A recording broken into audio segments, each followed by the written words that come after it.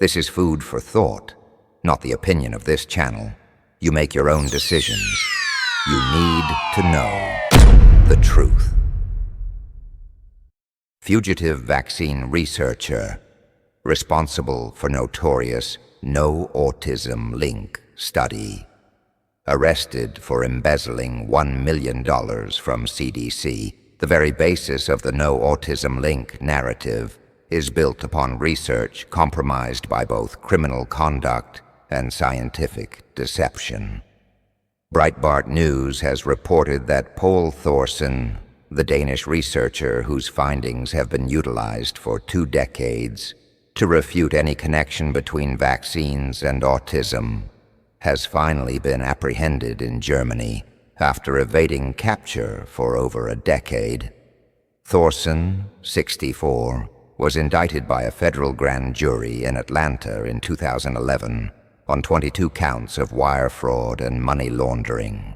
Prosecutors assert that from 2004 to 2010, he misappropriated over $1 million in CDC research funds, money designated for studying autism, infant disabilities, genetic disorders, and fetal alcohol syndrome. According to the indictment, Thorsen diverted funds into his personal accounts using fraudulent invoices on CDC letterhead. He has been listed on the HHS Most Wanted list for more than 10 years. Acting on an Interpol red notice, German authorities finally apprehended him in June. The Department of Justice is currently collaborating with Germany to extradite him for trial in the United States. Thorsen was not merely any researcher.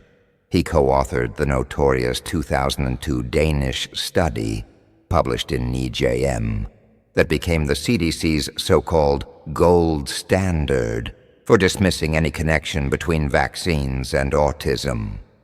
That paper was referenced by the National Academy of Medicine, weaponized to dismiss over 5,000 federal vaccine injury claims, and continues to be cited by officials today. Outdated autism rates that underreported true prevalence, artificially diminishing signals. Diagnostic delay bias exists because the majority of unvaccinated children were too young to obtain an autism diagnosis, which resulted in a suppression of their case counts. Statistical models that were over-adjusted diluted any potential association into mere noise.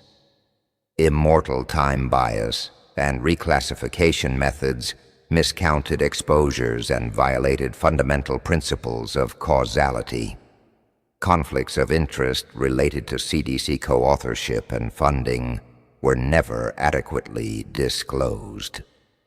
This context underscores the significance of Thorsen's arrest.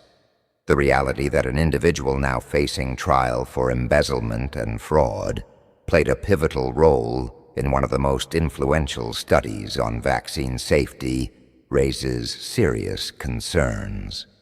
The entire premise of the No Autism Link narrative is built upon research compromised by both criminal conduct and scientific misconduct.